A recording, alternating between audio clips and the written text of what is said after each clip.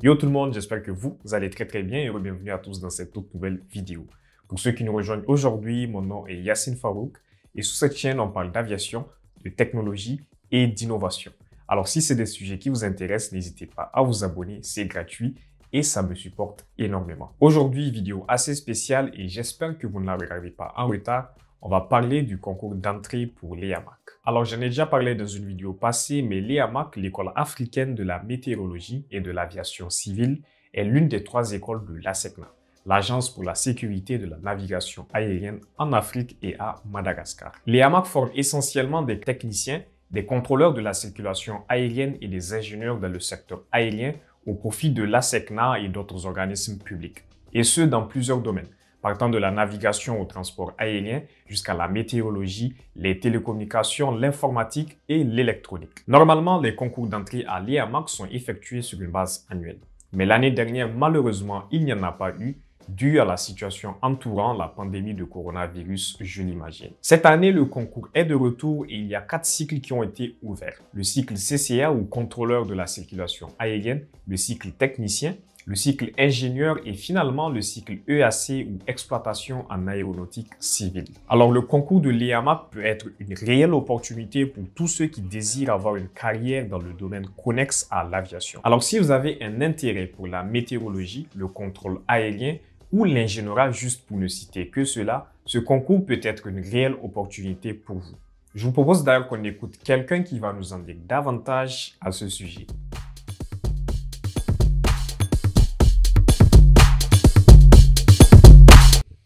Donc, bonjour Mamadou Cissé. Est-ce que tu peux te présenter à nos spectateurs, s'il te plaît? Bonjour Yacine et bonjour à tous nos téléspectateurs.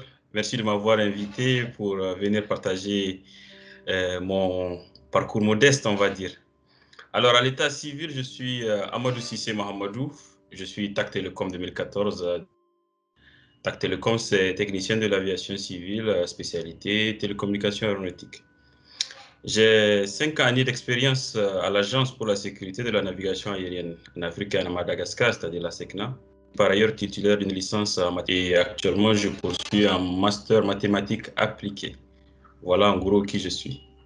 Alors, je rappelle que tu es opérateur télécom à l'unité exploitation des télécommunications aéronautiques à la représentation de la SECNA du Niger. Qu'est-ce qui t'a poussé dès le début à vouloir intégrer cette agence? Bien, le choix de la SECNA, je vais dire que c'est juste le fruit du hasard. Il faut savoir qu'à l'issue du concours, il y a 3 organismes qui vous recrutent et ça se fait de façon totalement aléatoire. Je m'en vais d'abord vous partager mon parcours parce que a commencé en classe de première. Mon envie d'intégrer, de faire le concours de l'EAMAC a commencé en classe de première. Et à l'époque, c'était pour devenir contrôleur aérien. C'était ma passion. Et cette passion a vu le jour avec ma passion pour les avions qui date depuis mon enfance. Et il y avait une émission que beaucoup de nos téléspectateurs connaissent sûrement, Air Crash. Donc en regardant régulièrement cette émission, j'ai nourri une forte envie d'être contrôleur aérien. Donc voilà pourquoi depuis la classe de première, je voulais. Et pendant que j'étais en finale, j'ai tout mis de mon côté pour me préparer à ce concours. Malheureusement, en classe de première, le concours a été retiré, donc le concours de contrôleur aérien n'existe plus pour le niveau bac. Il a été revu à la hausse. Parce qu'il faut savoir que la formation de contrôleur aérien est une formation très exigeante et qui se régulièrement mise à jour. Donc, une fois terminé, c'était plus possible pour moi, donc il fallait trouver une autre option. Et c'est là que j'ai décidé de tenter le concours pour le cycle technicien de l'aviation civile, que j'ai réussi. Et à la fin, j'ai appris que c'est la SECNA qui allait financer ma formation. Donc, comme je l'avais dit tantôt, il y a 3 organismes qui prennent en charge les candidats à l'issue du concours. Et ça se fait de façon vraiment aléatoire. Personne ne sait comment ça, c'est sur quelle base ils le font, quoi. Donc, il y a la SECNA, il y a l'État du Niger qu'on appelle l'ANAC, et il y a un 3e organisme pour les activités communautaires qu'on appelle l'article 10. Donc, pour moi, c'était la SECNA et voilà pourquoi aujourd'hui je suis à la SECNA. Peux-tu nous parler brièvement des perspectives de carrière à la SECNA et concrètement, à quoi est-ce que l'on devrait s'attendre en tant que candidat? Bien. Comme je le disais tantôt, il y a 3 organismes boursiers qui vous recrutent à l'issue du concours. Donc, pour ma part, je vais parler de la SECNA, bien sûr, puisque c'est là où c'est elle qui m'a recruté.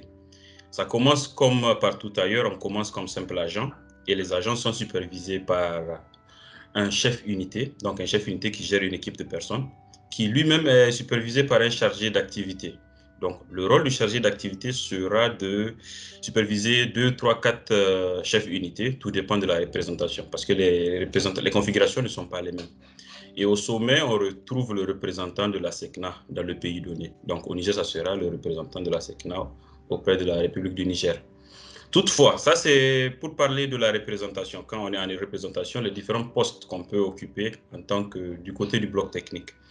Toutefois, je parlais de l'EAMAC qui est une école de la SECNA. Donc l'EAMAC peut faire appel à certains agents qui sont expérimentés pour venir dispenser des cours. Parce qu'après avoir passé 10-15 années de service, on suppose que la personne est assez expérimentée pour partager ce qu'elle vit au quotidien.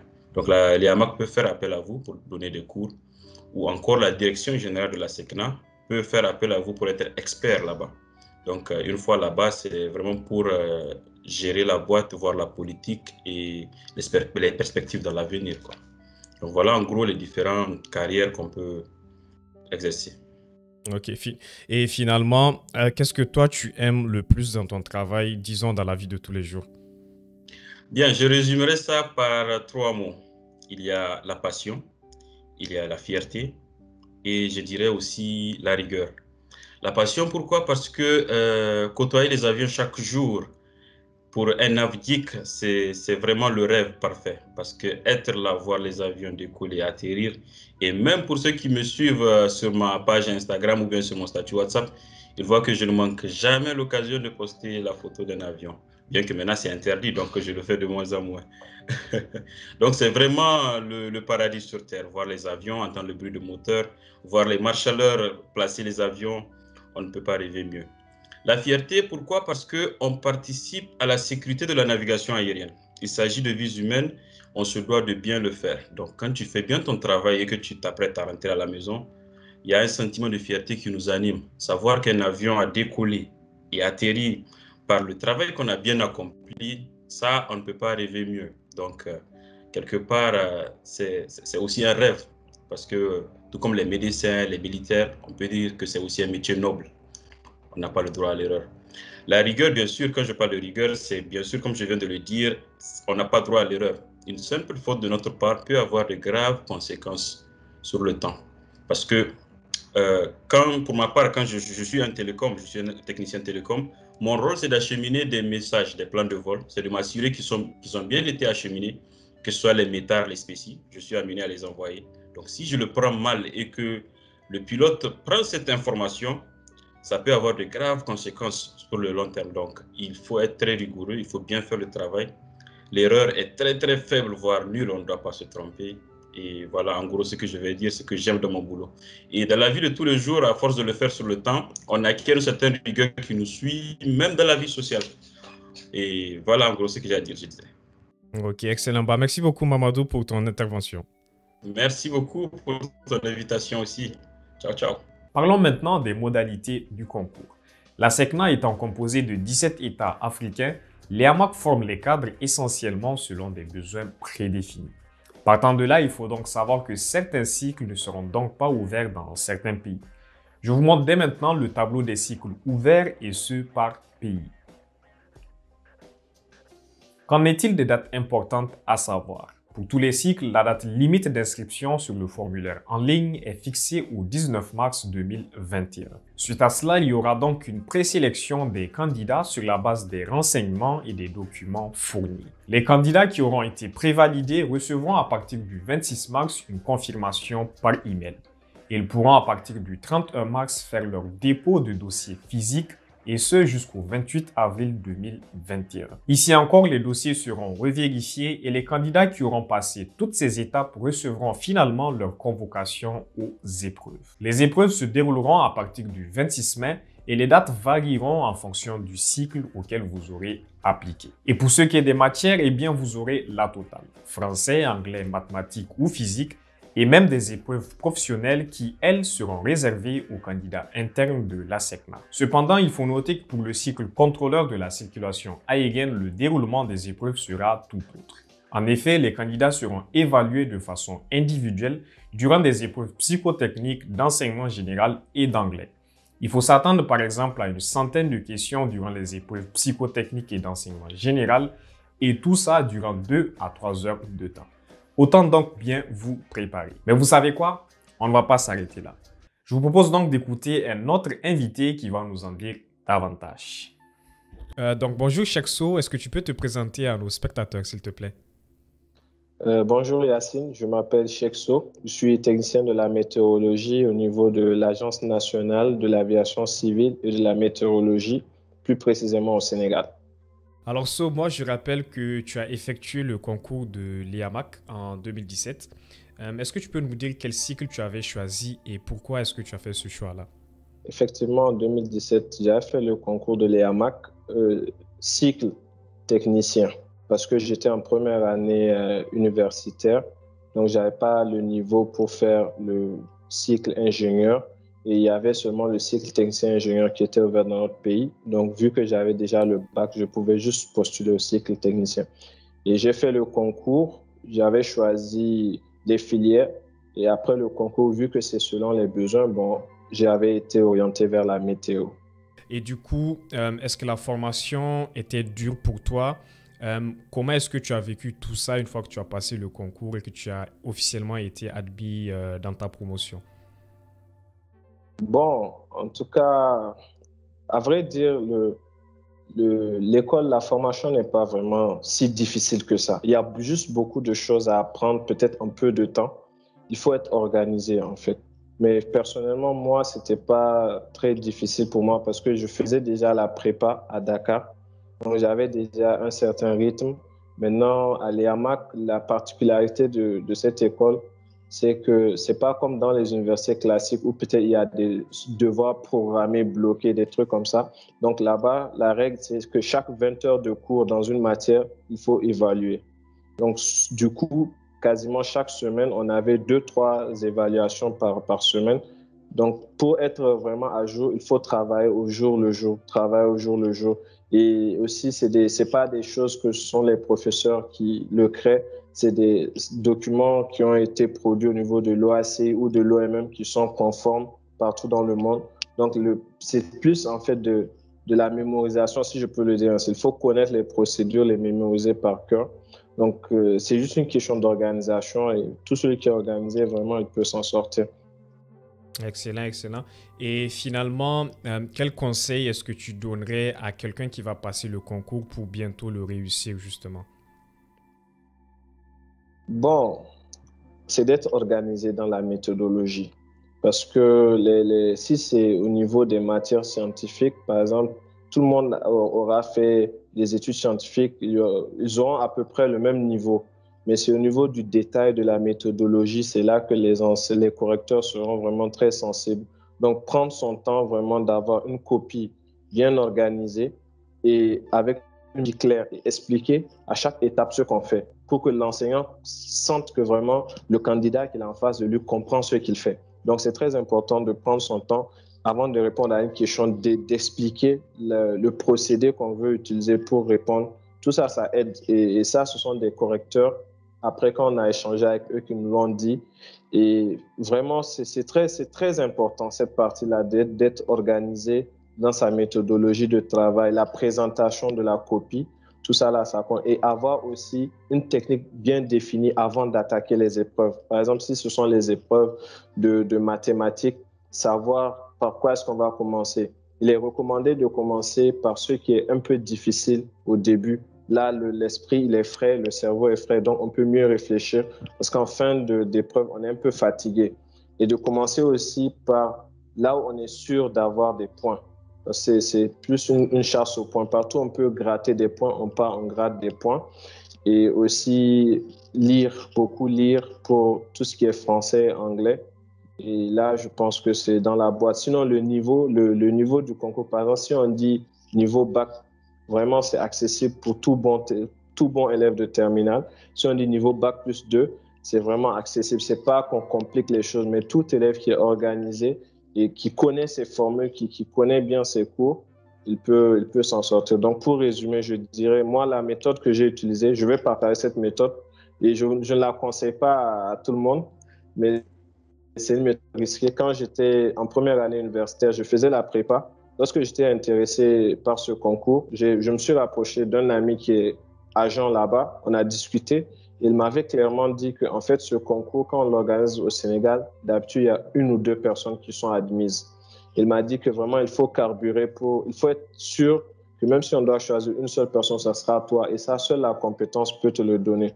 Donc, ce que j'avais fait, j'avais arrêté d'aller en cours à l'université. Ça, je ne le conseille à personne. Et pendant 1 mois, au lieu d'aller en cours, je partais à la bibliothèque de l'université. Je passais toute la journée là-bas. On ouvrait la bibliothèque avec moi, on la fermait avec moi et je révisais les cours en profondeur pendant 3 semaines. Donc, au bout des 3 semaines, je m'étais d'abord renseigné, bien sûr, sur le programme du cycle technicien. Je savais tous les cours qu'il fallait maîtriser et j'ai tout fait pour vraiment maîtriser ces cours. L'essentiel, c'est pas de faire beaucoup d'exercices, mais c'est de vraiment maîtriser les cours-là. Et au bout de 3 semaines, alhamdoulilah, j'avais vraiment maîtrisé ces cours. Et là, j'ai commencé à traiter les épreuves. Je me mettais en situation de concours. Je partais à la bibliothèque, je bloque par exemple une épreuve, si c'est 3 heures de temps, je bloque 3 heures de temps, je me baisse sur le sujet et je ne fais que ça. Et lorsque le minuteur sonne, j'arrête. Donc, c'est comme ça que je m'évaluais et tout. Et j'ai peaufiné ma méthodologie de travail. Et voilà, je pense que c'est vraiment accessible. C'est pas la mer à boire, quoi. Ok, excellent. En tout cas, j'espère que tous ces conseils vont bénéficier à tous ceux qui regardent cette vidéo. Et merci beaucoup, Cho, pour ton intervention. Alors, avant de conclure cette vidéo, je vous propose de faire un tour sur le site de l'EAMAC afin de voir tout ça ensemble. Nous voici à présent sur le site de l'EAMAC, donc eamac.ne. Donc, pour avoir accès à la page sur les concours, il vous suffit tout simplement de venir ici et vous avez là concours EAMAC 2021. Donc, quand vous cliquez là, vous allez tomber sur la page du concours justement et ça va vous présenter les conditions d'inscription au concours EAMAC 2021. Je vous invite vraiment à les lire pour savoir exactement à quoi vous attendre pour justement être sûr de tout ce qui est conditions d'admissibilité. Donc, dans cette section, vous avez les avis de concours. Les avis de concours, c'est tout simplement des notes de service justement pour dire que l'EAMAC est en train de préparer les concours d'entrée. Je vous propose d'aller sur l'avis de concours du cycle ingénieur pour voir ça. Donc, ça nous ouvre une page PDF que vous pouvez lire. Donc, vous voyez là, c'est l'annexe 1, donc le cycle ingénieur. Vous avez la durée de la formation qui est 3 ans, les modalités d'inscription, les conditions d'inscription. Donc, si vous êtes un candidat externe ou un candidat interne. Et là, vous avez les matières. Donc, les matières français, physique, mathématiques, anglais dont je vous parlais. Finalement, vous avez la composition du dossier, etc. Donc, je vous invite vraiment à lire celui qui concerne votre cycle. Ensuite, vous avez la procédure d'inscription. Donc, on a parlé des différentes étapes. Donc, là, vous avez l'étape d'inscription en ligne, le dépôt de dossier et finalement la convocation aux épreuves. Donc là, vraiment, j'attire votre attention. Essayez de passer en revue toute cette page pour vraiment lire tout ce qu'il y est inscrit parce que c'est vraiment primordial pour éviter de faire des fautes, justement. Donc, vous descendez, vous voyez là, donc ça nous avertit qu'une fois qu'un formulaire d'inscription en ligne est validé, vous ne pouvez plus le modifier. Donc, il faut vraiment faire attention à cette étape-ci pour vérifier que vos informations sont vraiment correctes, que tout est bon, qu'il n'y a pas d'erreur avant de le valider. Et aussi, vous ne pouvez pas envoyer le même formulaire 2 fois parce que les doublons sont éliminés systématiquement. Donc là, vous avez l'information sur les dépôts de dossier. Donc, à compter du 26 mars, l'EAMAC adressera un email, comme je disais. Et donc, les dépôts de dossier se feront du 31 mars au 28 avril 2021. Donc, vraiment passer en revue tout ça. Ici, on a le programme des épreuves. C'est justement pour savoir sur quel chapitre, disons, on va vous évaluer. Donc, par exemple, si je reprends encore une fois le cycle ingénieur EAC, les épreuves de maths et physique, ça nous ouvre encore une fois un PDF. Donc là, vous voyez que pour les maths, par exemple, vous avez en algèbre la théorie des ensembles, loi des compositions internes, groupes, etc. Et quand vous descendez, physique. Donc, prenez vraiment le temps, passez en revue le site et puis ça devrait être correct. Et finalement, la partie importante. Donc là, il y a une déclaration. Je déclare avoir bien lu et compris les informations indiquées sur cette page et les pages liées. Et nous vous informons que vous pouvez aussi vous inscrire au cycle CCA. On va y revenir plus tard.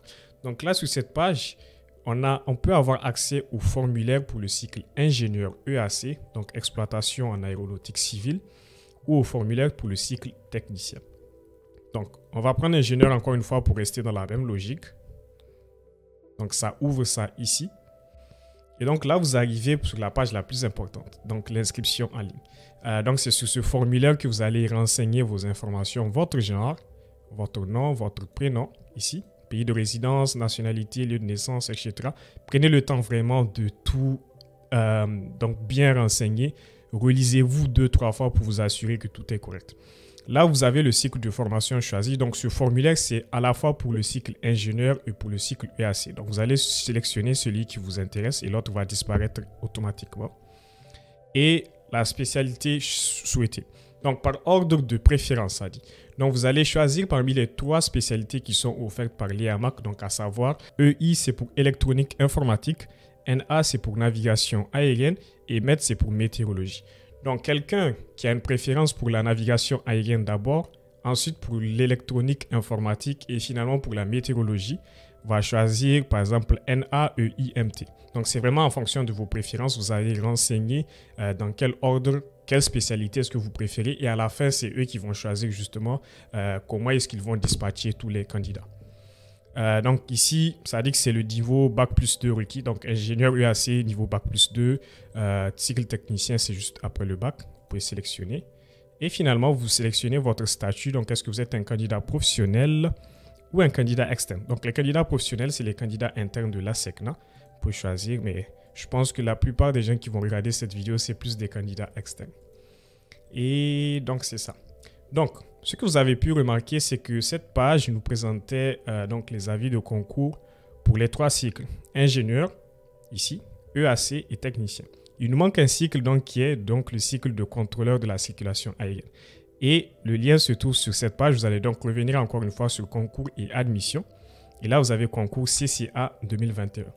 Donc, vous cliquez là-dessus encore une fois. Et vous avez là, pratiquement la même information. Donc, comme je vous disais, un test psychotechnique et d'enseignement général, un test d'anglais, aptitude médicale aussi qu'il va falloir vérifier. Et donc, c'est ça. Vous pouvez avoir accès au formulaire CCA ici. Donc, ça charge pratiquement le même formulaire. Vous le remplissez et c'est bon. Donc, dernière chose que j'aimerais couvrir avec vous, c'est les annales du concours. Donc, il vous suffit de revenir encore sur ce lien déroulant. Vous avez annales concours ici. Lorsque vous cliquez ici, ça va vous amener sur une page où vous avez toutes les épreuves des années précédentes. Donc, comme je vous disais, il y en a eu pratiquement chaque année, sauf en 2020, probablement à cause de la pandémie. Donc, si on va au concours 2019, par exemple, donc on voit qu'il y a 4 fichiers à l'intérieur. Et donc, vous avez les épreuves du concours de 2019. Donc, maths ingénieur, maths technicien sup 2019, maths physique ingénieur, physique technicien supérieur 2019. Donc, quand vous cliquez, ça vous le télécharge et là on l'ouvre et vous avez l'épreuve. Donc vous pouvez traiter ça par exemple pour vous entraîner. Donc ça sera tout et on se retrouve de l'autre côté de la caméra. Alors là, je pense qu'on a fait le tour sur tout ce qu'il y avait à savoir sur le concours IAMAC 2021. Dans tous les cas, je vous mettrai tous les liens importants en description de cette vidéo pour que vous puissiez y accéder facilement. J'avoue que c'est un peu difficile de s'y retrouver tant il y a de filières et de formations. Mais je vous propose cette petite méthode qui devrait vous permettre de décider auquel des cycles vous devriez appliquer. Premièrement, décidez quelle filière vous intéresse le plus. Météo, informatique et électronique, contrôleur de la circulation aérienne, etc. Ensuite, déterminez quel cycle vous pouvez intégrer en fonction de votre niveau scolaire actuel et des conditions exigées. Vérifiez que le concours est bien ouvert dans votre pays et ensuite postulez. Finalement, préparez-vous aux épreuves. J'espère que cette vidéo vous aura été d'une grande aide et que vous allez très vite vous inscrire au concours IAMAC 2021. Je rappelle que la date limite d'inscription sur le formulaire en ligne est fixée au 19 mars pour ceux que ça intéresse. D'ailleurs, si vous êtes déjà inscrit, écrivez « Inscrit IAMAC 2021 » en commentaire de cette vidéo. Ça me ferait énormément plaisir de le savoir. Pour ceux qui ne le savent pas, cette chaîne a également un serveur Discord. Et Discord, qu'est-ce que c'est? C'est tout simplement une application de messagerie instantanée et intuitive. Je vous propose donc de rejoindre le serveur en cliquant sur le lien dans la description car je vais y créer un salon spécial pour la préparation au concours IAMAC 2021.